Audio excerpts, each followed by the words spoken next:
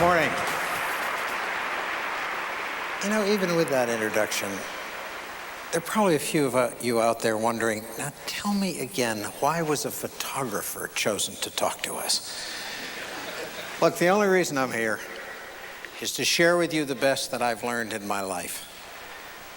And the best that I've learned in my life revolves around the nature of creativity. Creativity. It's one of the best tools we have for dealing with change. It's one of the best tools we have for finding those new perspectives on our life, on our work, that really assure us that the best is yet to come. But what is it? What is it, this thing called creativity? You know, when I was growing up, creativity was always talked about as something magical, mystical, something very difficult for my teachers and my parents to put into words, something that you were born with or you lost out on, something floated, you know, just out there beyond my grasp. Not true. Not true. I've spent my life in one creative endeavor after another, and if I've learned one thing, it's that creativity exists in each one of us. And to me, creativity is something very simple. To me, it's just a moment. A moment. That moment where we look at what we see every day and see not redundancy, but opportunity. That moment where we look at the ordinary, but what we see is extraordinary. And we've all done that. Everyone in here has done that. Everyone has had those moments or those hours or those weeks, maybe those months or those years where the world was extraordinary, but you all know how great it feels when that starts to happen in your life. And I say feels because creativity is not something we do just with our head. You do it with your heart. You do it with your gut. I mean, when I'm being really creative, I feel like I'm just about to burst, like I'm some cup that's so full it's only the surface tension holding it all inside, like that, you know. And at any minute, that cup's just going to overflow, and I don't care. I don't care. Because what it feels like at those moments is that that cup is just going to keep filling up from the inside.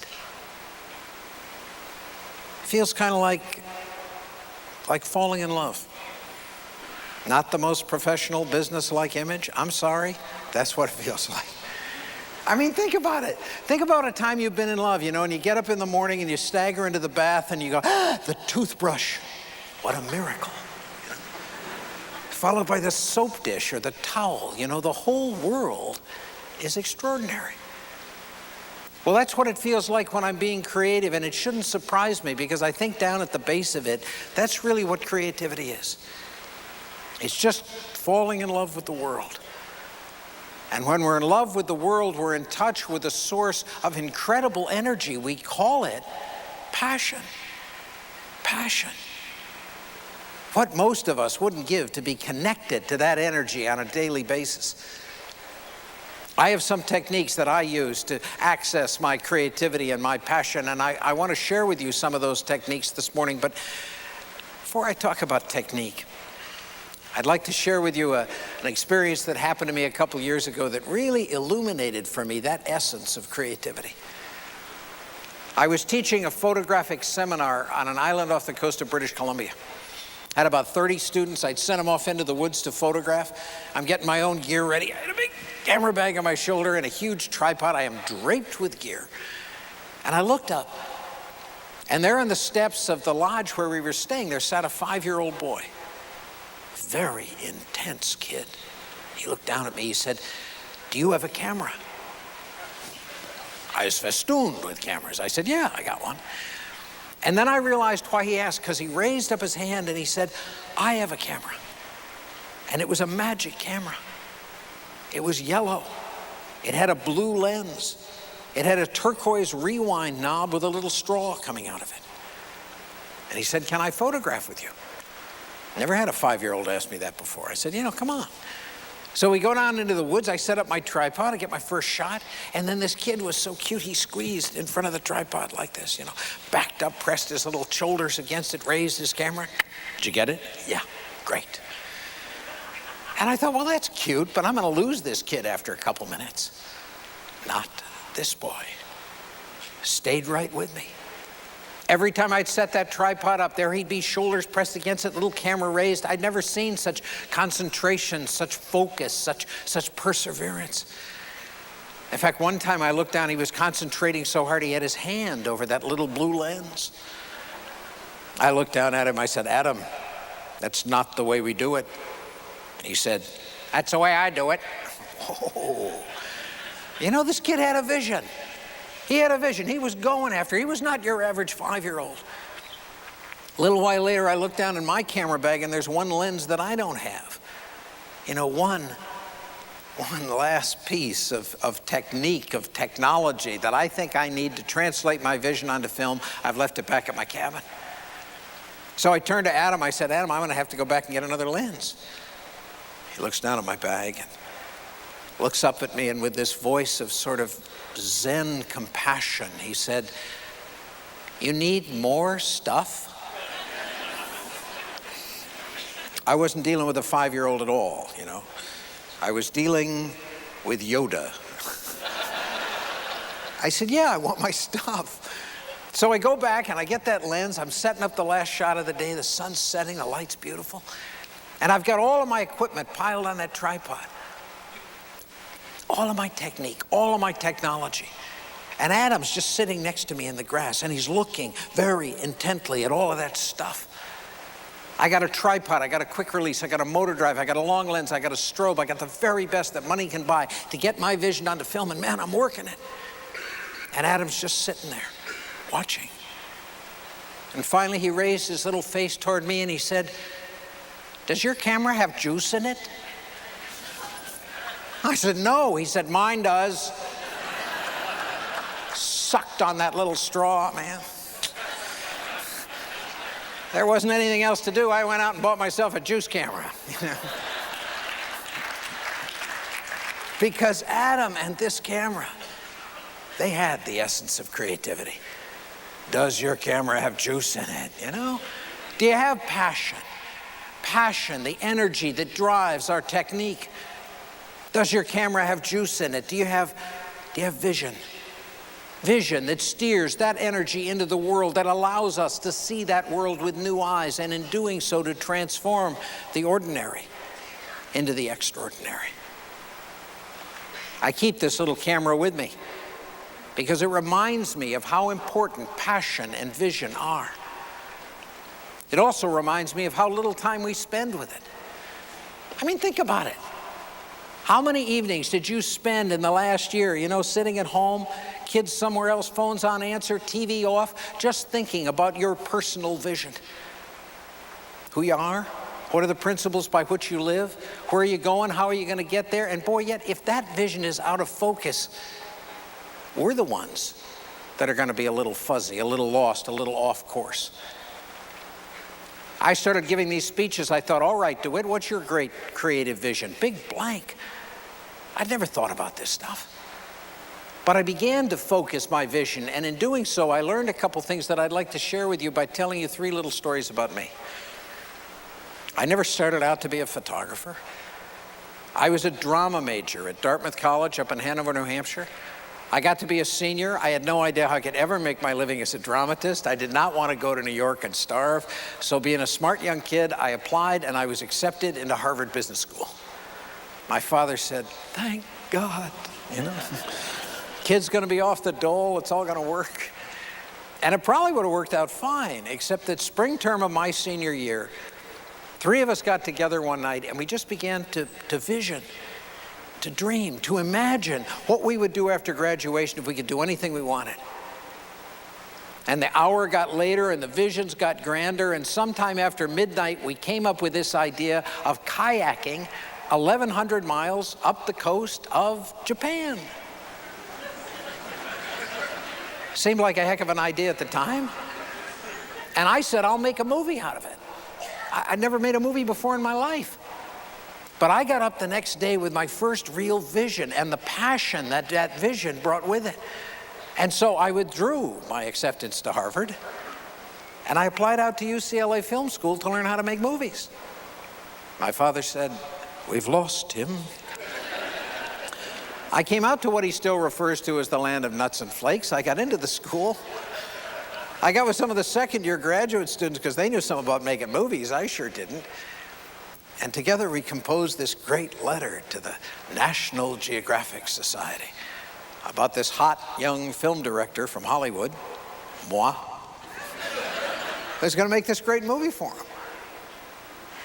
Sent it off. Lo and behold, I get a letter back from the Geographic. Said, "Dear Mr. Jones, we're very interested in your proposal. We'd like to have you come to Washington, and when you do, bring some samples of your work." Nothing. So in a week and a half, I made a 15-minute documentary on Alvera Street, the little Mexican street in the middle of downtown LA. Picked it up from a lab on a Monday morning, got on a plane, flew to Washington, walked into a Tuesday meeting, said, "This is just a little something I picked off the shelf," right? It was still wet. And they looked at it. It was a terrible little film, but it was mine. And they finally said, "Okay, we'll tell you what we'll do. We'll send along our Hollywood film crews to follow you guys up the coast. You take the trip, we'll make the movie." 23 years old, I stood up in the meeting, I said, "No way." I said, "If I don't make the film, it doesn't get made." And they said, "It doesn't get made." So I came back to my dorm room at UCLA, and I am bummed, man. You know, I had the vision, I had the passion, I could see that movie. And I was scared, too. I'd just gotten whomped in that meeting. And I thought, what's the fear, DeWitt? Do you think they're going to drag you out behind the Geographic and break your thumbs if you ask twice? What's another perspective? What's another focus? So I sat down and I wrote Mel Payne, the president of the Society, a letter. Poured out my heart to him, poured out my vision to him about why I ought to make that movie. And he read that letter and he caught that vision. Because 3 weeks later, he called the head of the television department and said, "Give the kid the money and let him go." And there I was, having never made a major film before in my life, about to make my first for National Geographic. We paddled up the coast. I made the film. It was shown on TV in this country. It was syndicated in Europe. It was on the BBC. And whoa, I was a filmmaker. And I learned something very important from that. Didn't have the words to it till years later when I saw that movie Dead Poets Society. Remember that? Starred Robin Williams, plays an English teacher. One day he runs into his class, leaps up on his desk, raises his hand and says, "Carpe diem."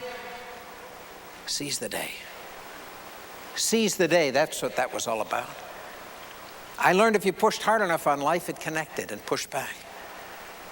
I learned that I could dream the wildest dreams imaginable and at least have a chance of manifesting them into reality.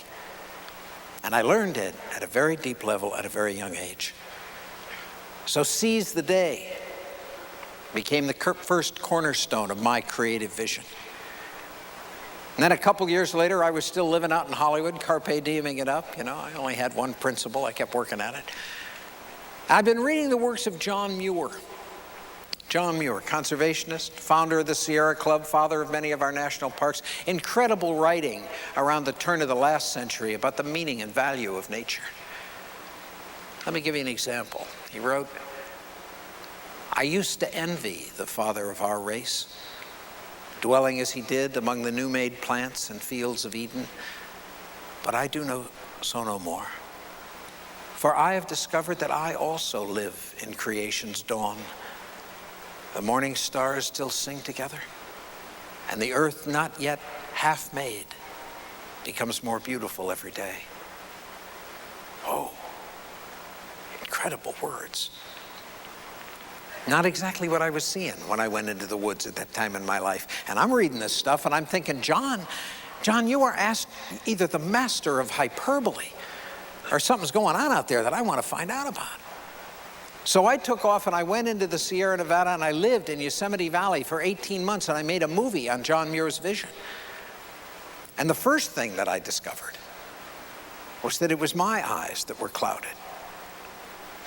That nature, no, not nature, life really was that beautiful if I was open enough to see it.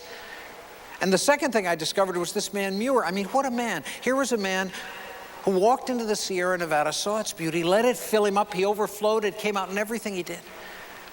Came out in the way he hiked the mountains, came out in his political activism, came out in his writing, came out in a huge agribusiness he had out in Martinez, California. It came out in his life.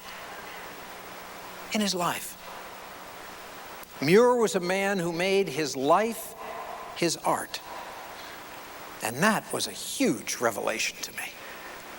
Because I don't know about you, but I had been raised in a community that had told me from the time I was about this big that there were two things, you know? There was life and there was art. And art was the ultimate elective, right? You know, art was what they let us do after everything else was done. And art was creative, and art was fun, and then there was life. Life was serious, life was hard. I was supposed to do life all the time, and there were a few folks over there doing art, and they were a little suspect anyway. You know, terrible definition. I think it defined a whole bunch of us, especially the males, out of everything they could be creative, because creativity got hooked up with art, art got hooked up with painting and dance and sculpture, and if you didn't do that, you were out of the loop. And yet here was Muir showing me that it wasn't a photograph I was trying to create, it was a life. It was a life, and when my cup was full, when I had juice in my camera, when I was in love with the world, come out in everything I did. Come out in great photographs, come out in great business decisions, come out in the way I treated my clients, my customers, come out in the way I treated my family, the service I gave in my community, come out in my life. So making your life your art became the second cornerstone of my creative vision. And then while I was working on that film, the Geographic called me again and asked me if I'd like to do a still story on John Muir for the magazine. And that began a 20-year career shooting first movies and then stills for Geographic. Incredible job, a wonderful job. But you know, the reason I really loved shooting for them was because of their vision. Their vision, what they charged me with at the Geographic every time they sent me out, was to celebrate what was right with the world rather than wallowing in what was wrong with it. To celebrate what's right with the world. Boy, if vision gives energy to your technique, a vision like that gives you more energy than you know what to do with. And it became a self-fulfilling prophecy. I mean, they'd send me out to places I'd never been. I'd believe there would be beautiful landscapes to photograph. They'd appear. I'd believe those landscapes would be full of wonderful people. They'd be there. And they wanted to believe that vision too. I remember one time I was down on the docks in New York shooting pictures of huge guys. Look, they just as soon punch me out as let me photograph them.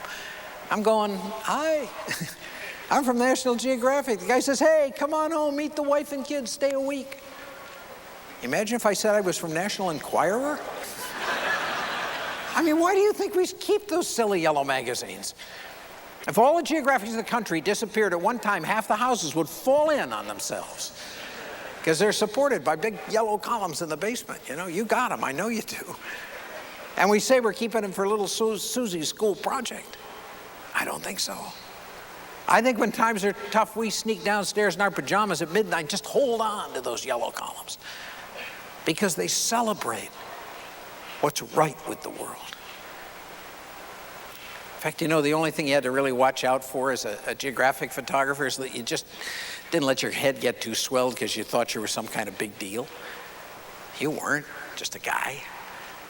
And every time my head did get a little too big, the world always had a wonderful way of putting it back into perspective. They sent me one time to Augusta, Montana, to photograph a man named Jim Travis, because Jim Travis had taught in the same one-room schoolhouse for 50 years. So I get to Montana, get to Augusta, look his name up in a phone book. It's only about 4 pages long in Augusta. You know, I find it, call him up. Hello? His wife answers the phone. Hello? I said, hello, is Jim Travis there? Yes, yes he is. Who's this? I said, it's DeWitt Jones. Oh? And then it starts, you know. It's DeWitt Jones from the National Geographic magazine. Just a minute, she said. She put the phone down. I can hear her going in the other room. She goes, Jim, it's National Geographic. Didn't we pay that bill?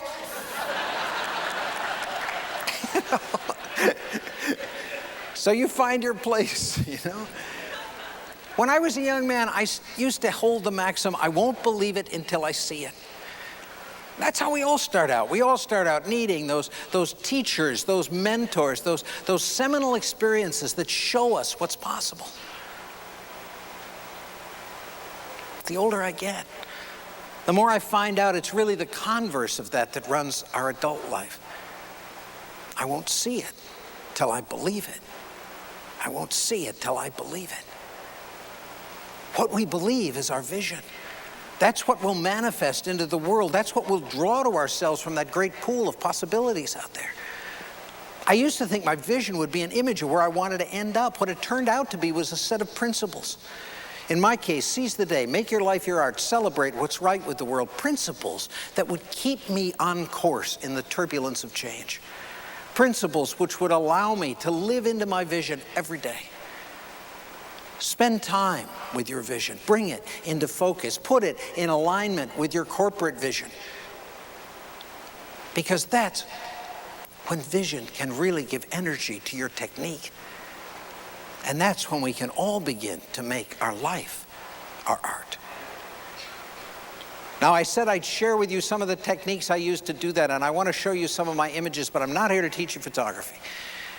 It's simply that the principles that I'd use in coming up with an extraordinary vision are the same principles that I'd use in running a company or dealing with a client. First decision I have to make as a photographer is, what lens do I have on the camera? What lens do I have on the camera? In other words, what perspective am I going to view that challenge from to find an extraordinary view? And I know that if I don't have the right perspective, I don't have a chance. This is a shot I took of Yosemite Falls. Not a bad image. I've already gotten rid of a lot of things that might distract you from looking at the falls, like the parking lot I'm standing in or the visitor center, but as I stood in front of the falls that day, I thought, is this the essence to it? Is this what got you so excited that you ran all the way across the field, the meadow, to get in that stage, get in that position? And I realized it wasn't. What had drawn my eye up there that day was just this area way down here, right down at the bottom, just that tree and the falls behind it. I had the wrong perspective, the wrong angle of view.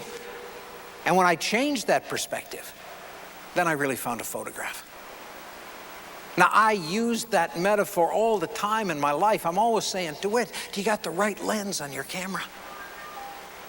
Sometimes we need our telephoto eyes on, just to go into the chaos of a given day or a given client's problems, to find those elements that we can bring together to make it all make sense.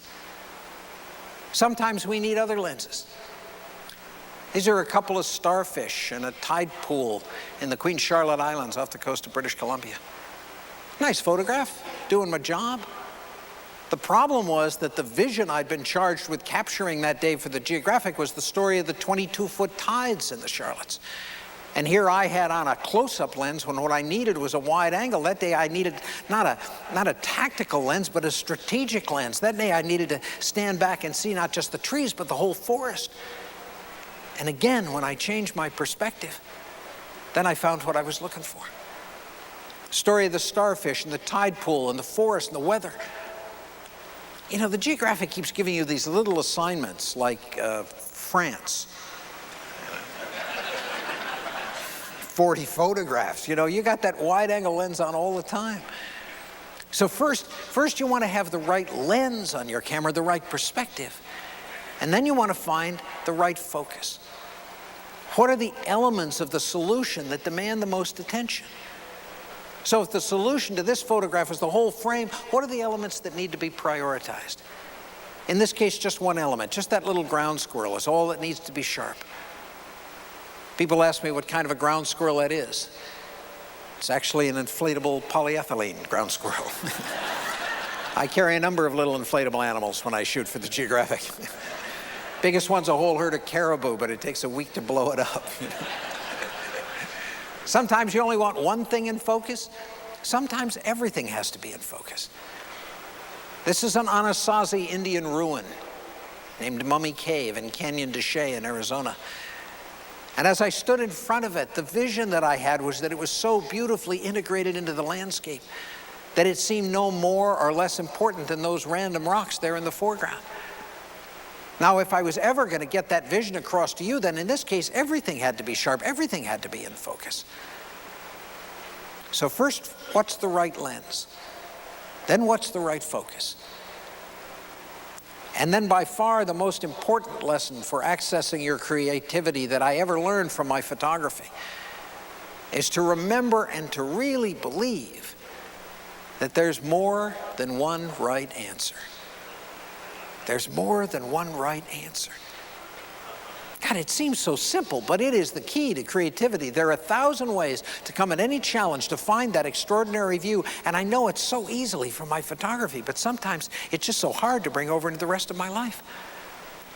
They sent me one time to the little town called Smith River. They raise about 80% of the Easter lilies in the country around that village, and that's the story I have to tell. And I've got a perspective where I got picked lilies and unpicked lilies and the boy picking them and good body language as he puts them in the box and a little bit of the region's architecture and the weather. One right answer. Pretty good one. But boy, as a photographer, I'd never think of stopping there. I took that photograph, immediately I grabbed another lens, walked over a couple rows, knelt down and found another right answer. Same parameters of the problem, now seen from a totally different point of view. And my favorite right answer that day was this one. This is an advanced levitation technique that I'll be teaching just after the break.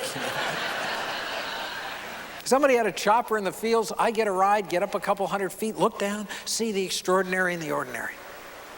3 right answers. So many things begin to change when you really come at the world from that perspective of more than one right answer. I mean, first of all, you don't stop at the initial right answer. I mean, come on, that's just doing our job. You wouldn't be here in this room today if you stopped at the first right answer. But the kick is that when you really believe it, then as you press out looking for that next right answer, which we are asked to do every day, you do so not in terror, but comfortably. Comfortably, knowing it's going to be there for you. And you really do begin to accept and embrace change rather than fear it. You really do hit the day with a sense of possibility, not paralysis. And you just get more and more comfortable with reframing a problem into an opportunity. Geographic gave me my first chance to visit the coastal redwoods of California. Huge, gargantuan trees rising up into the mist at dawn, and I'm out there at dawn and the trees are treeing and the mist is misting and I'm having epiphany after epiphany. But I'm shooting postcards. I mean, that's a nice shot, but I can go down to the visitor's center and buy something like this. It is not going to shake them up at the Geographic. I've got to find the next right answer. But I know it's out there. So I just kept trying, I blew up the DeWitt doll, put that in the shot, didn't help much. But I know it's there. So I kept looking, and eventually I'm down on that path in the mud on my back, looking up through some rhododendron, and I saw this photograph. And I've sold this photograph more than any picture I've ever taken in my life. On shower curtains, on toilet paper, yeah, right. But I sold it. I sold it because it was the extraordinary view. Now, we won't do that. We won't take the risk to step out and find that next right answer, to reframe a problem into an opportunity. We won't take that risk if we're afraid to make mistakes. That's my photograph. I took it. If the great French photographer Cartier-Bresson talks about the decisive moment in photography, this is the indecisive moment. I've chosen a wide-angle lens that distorts this poor girl's feet so they're as big as her face, Lovely moment to photograph her face. Overexposed light in the background. There is not much to redeem this photograph, except that it's my daughter, and if I want to take her picture, I will, right? Most dads would help their daughter in this situation. Dad, I'm turning blue. Don't worry, I got color film. And yet, if I was afraid to make mistakes, this would be the kind of photograph just make me pack up my cameras, put them in the closet, and never take them out again.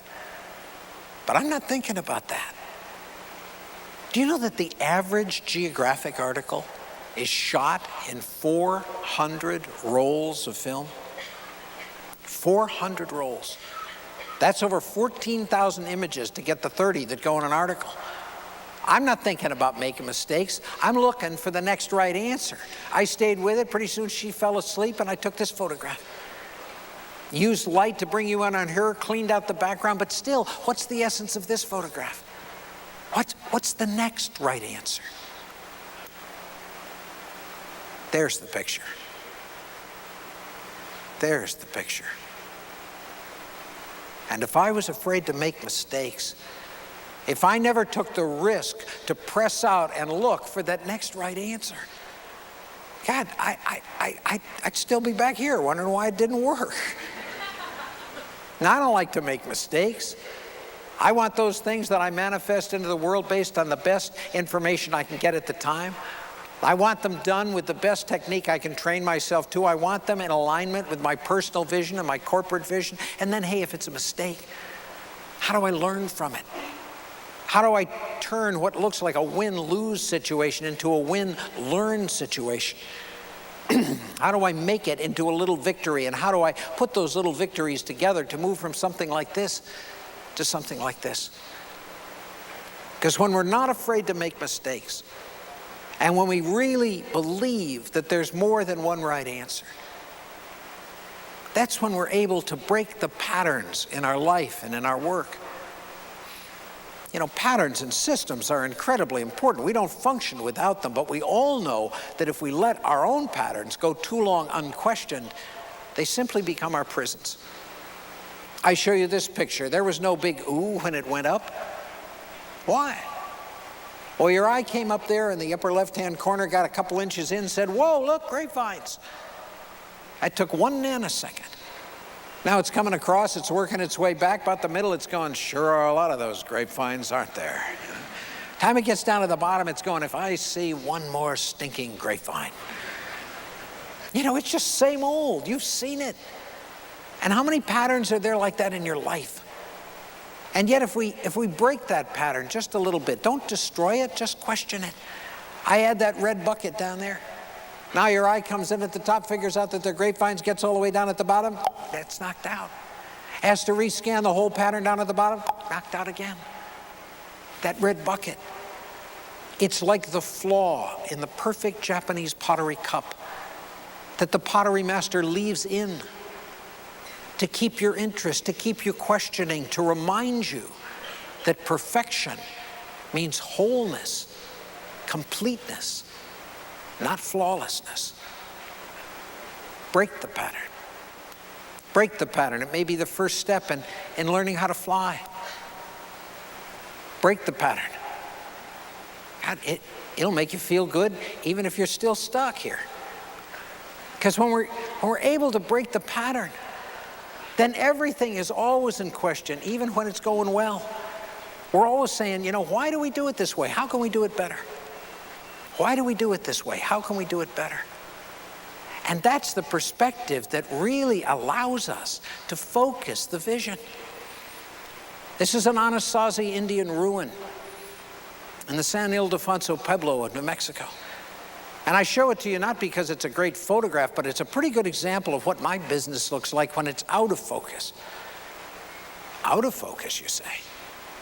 Well, what's this picture really about? Is it about the stairs in the foreground, or the keep off sign, or the Kiva ladder coming out of the top, or the Indians on the left, or those on the right?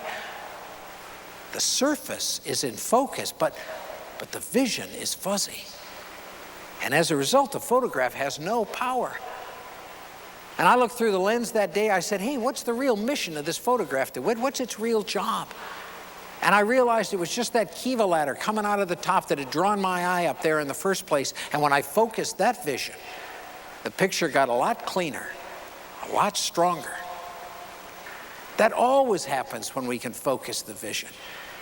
Get a clear lock on what we're trying to do and how to do it best. Whenever my pictures do that, they become simple and powerful and strong. And whenever we can get that kind of critical focus, we always find that we can do a lot more with a lot less. Because we run right into that wonderful sense of creative synergy, where the whole suddenly becomes so much greater than the sum of those well-focused parts. Now, we can't do that. Not in our business, not in our lives, unless every moment of every day we're paying attention. You know, to me, life doesn't make appointments. It just keeps coming at us every day.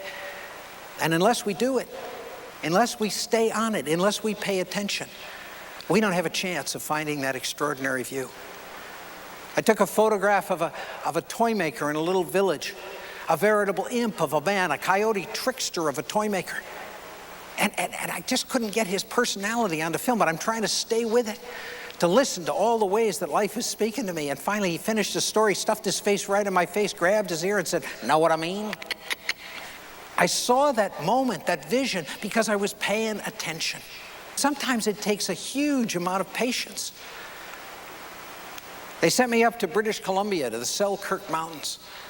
Incredible area. And they asked me to do a romantic little story on a romantic village down there by the lake. And I'm wandering around looking for romantic images. And I heard about 3 men, all in their mid to late 80s, who lived in that village, who play golf every morning. And I thought, perfect, you know? So I'm out there before dawn. I'm driving to the golf course. I could see this image of them putting out on a backlit green with the sun breaking over the mountains. And I came around a corner to the road. The golf course was closed, a big gate. Okay, patience, DeWitt. So I waited. Sun came up, the light got bad, but you know, finally a guy came out, opened the gate. I said, "Hey, where are those old men?" He said, "Hey, those men are really old." He said, "They don't get out here till noon." Okay, DeWitt, wait, patience. I waited. The light got really bad, but finally at noon, out they came. And they were great. You know, they were full of life and joie de vivre, but they were really old. And I was terrible. My photographs were awful. They got worse. I was shooting hospice posters. You know, it wasn't happening. And it wasn't fair because these guys had a great vision and I wanted to capture it. So I kept trying to pay attention, to listen to all the ways that life was speaking to me. And finally, one of the guys hit a chip shot out of the green. The other guy looked around and said, "Nice shot, Jack." And I had it. You know, I had it. It was all in the curve of that ankle and the crook of that elbow. And the fence that told you weren't at Pebble Beach.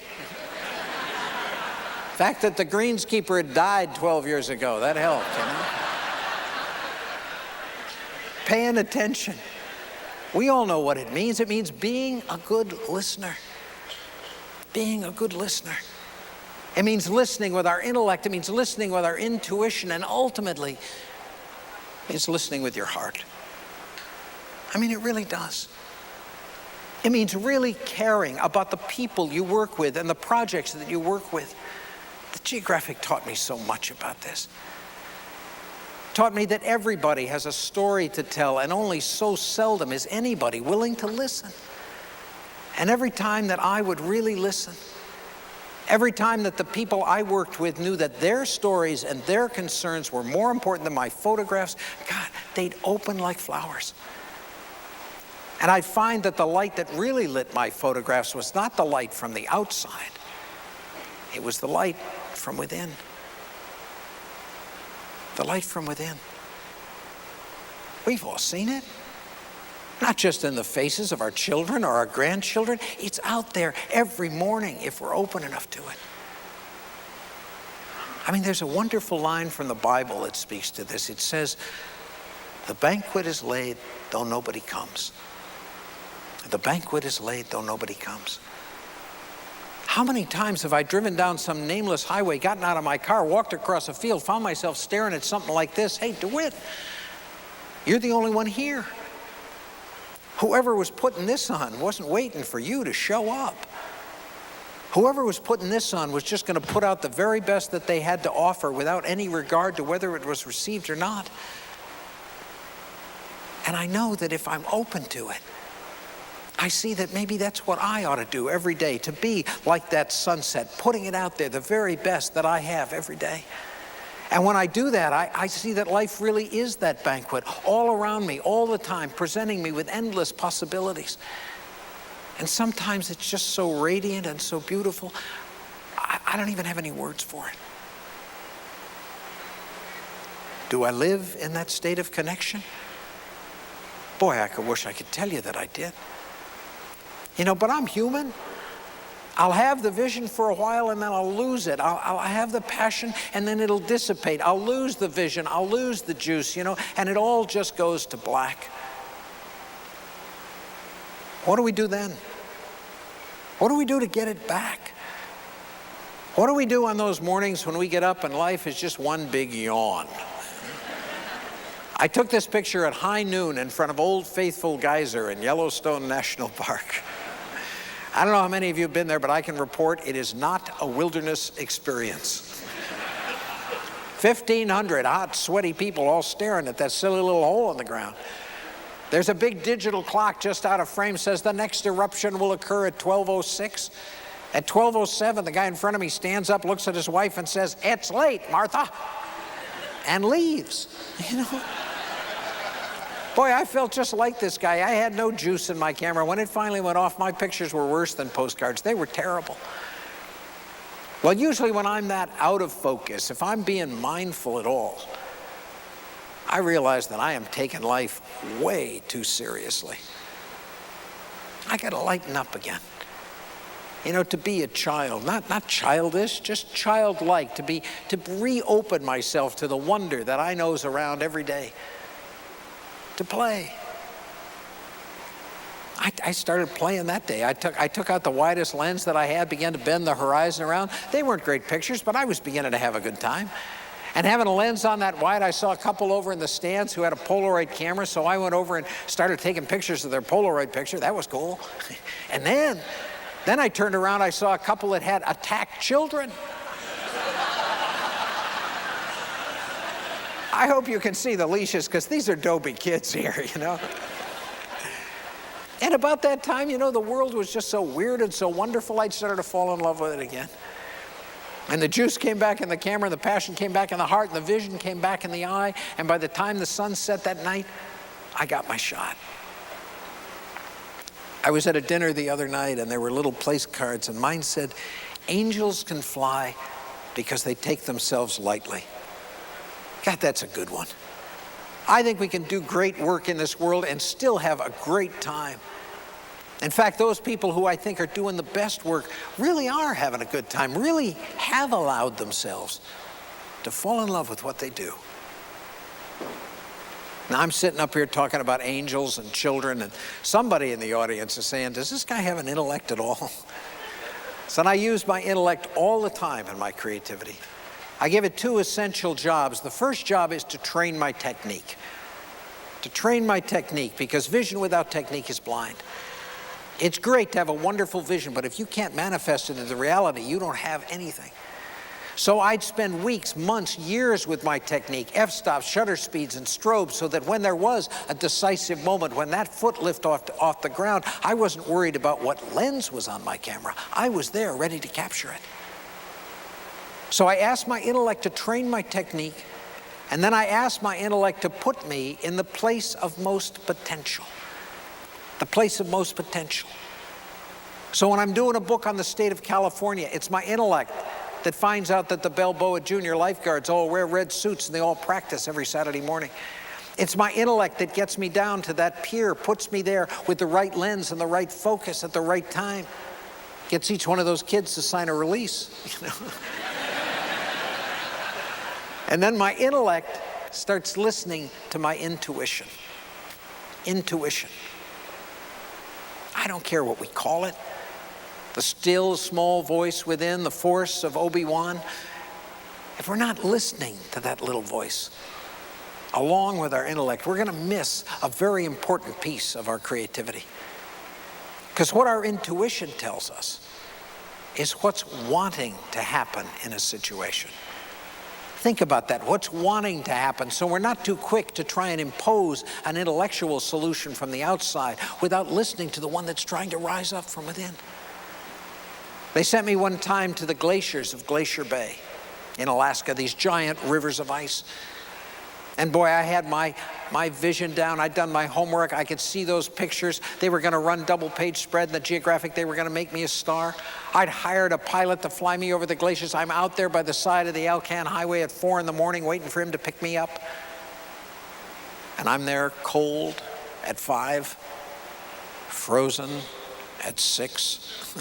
When I finally realized this guy is not coming, and I'm furious. You know, I'm furious because what I want to have happen, it's not going to happen.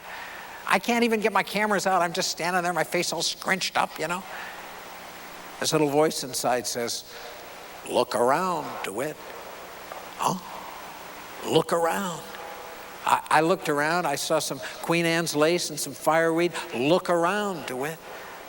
Look at what's wanting to happen right here, right now. And then I saw this photograph. And this photograph did run as a double-page spread in the Geographic, and the pictures I took at the glaciers 2 weeks later never got out of the yellow boxes. Listen to your intuition. Use it in league with your intellect. Let one put you in the place of most potential. Let the other tell you what's wanting to happen. And now, before I wrap this up, let me show you one last example of how all these techniques go together. And this, not an assignment for the Geographic, but a big advertising campaign I did for Dewar's Scotch. And they sent me over to Scotland with an obscene budget and a crew of 9 and 3 clients to watch over me, you know, no pressure. And one of the things they asked me to do was photograph salmon fishing on Scotland's River Tweed. And man, again, I'd done my homework. I knew what I wanted. I came down that windy road to the River Tweed. I had images in my head of backlit salmon and silver cataracts and leaping fish, and the windy road delivered us, and there it was. Looked like the East Sandusky River, you know? The river without drama. I turned to my art director. I said, "What are we going to do?" He said, "I don't know, I'm car sick. I go back to the road." So it was up to me. You know, how many times every week is it up to you? I got talking to one of the guides, the gillies, the gentleman there in the foreground. Each beat of the river, each stretch has a different guide, a different gilly, and they know every rock and every shoal and every riffle. And he told me that salmon fishing in Scotland's a very formal affair. You wear a coat and a tie and a hat and chest waders. Now I'm getting intrigued. And then he told me that when you catch a salmon, you bring it up to the fish hut, and in that hut is a leather book, and in that book is listed every salmon that's been caught on that beat in the last 100 years. Now I'm getting intrigued. Now I'm seeing this great formal dance that these guys are doing, this salmon gavotte on the river, you know. And then he said, "You know, laddie, there was mist on the water this morning. That's unusual for this time of year." And my intellect climbed all over it, and it said, I want to be in the place of most potential. So I'm out there 2 hours before dawn, and when the sun starts coming up, I got the boat, I got the gilly, I got the fisherman, I got the right lens, I got the right focus, I got my first right answer. I got room up there for tight, and a little bottle of scotch. I know what I'm doing, right? And then my intuition starts screaming at me. It says, "Turn around, DeWitt. You're shooting the wrong way." Yes, sir, I listened to it. I turned around, man, now it was really getting nice. I'm trying to pay attention to realize that this photograph is made by body language, not by facial expression. Get that right on the two guys. And at the same time, my intellect realizes the sun's going to come up behind those trees, so I yelled at the guys to get in the boat and rowed down there because I want to be in the place of most potential. And man, now it's really getting nice. And talk about having my technique down. I've got a walkie-talkie in that boat, yes. I'm not worried about making mistakes. I'm just looking for the next right answer, and they just kept coming. And this was the final ad. Why would a man rise before dawn to fish for salmon on Scotland's River Tweed? Why indeed? The good things in life stay that way. So that's how all these techniques go together. And I hope you can take those metaphors and use them in your own life. Because by being creative, we really do fall in love with the world. And in that moment, we transform the ordinary into the extraordinary. My photography has given me so many of those moments. Moments where the whole world just shines, you know, with meaning and power and wonder and reverence. Moments where I know that if I'm open enough to see it, I always live in a world full of light and abundance and opportunity. And you know, the beauty of that world shows us an incredible example of how to live, of how to love, of a banquet laid, of a cup overflowing, of just putting it out there, the very best that we have to offer every day, without any regard to whether it's received or not. And I know that if we let that beauty fill us up, that we too will overflow. And it'll come out in everything we do. In the quality of the way we conduct ourselves, in the caliber of the products we offer, in the depth of service we give to our clients and our customers, and then just as clearly in the way we treat our family, in the service we give in our community, in the stories we tell to our kids at bedtime. It'll come out in our lives. And I had that come so clearly to me one night when I stood beside the great Fountain Geyser in Yellowstone. And as the sun began to set, the geyser began to go off.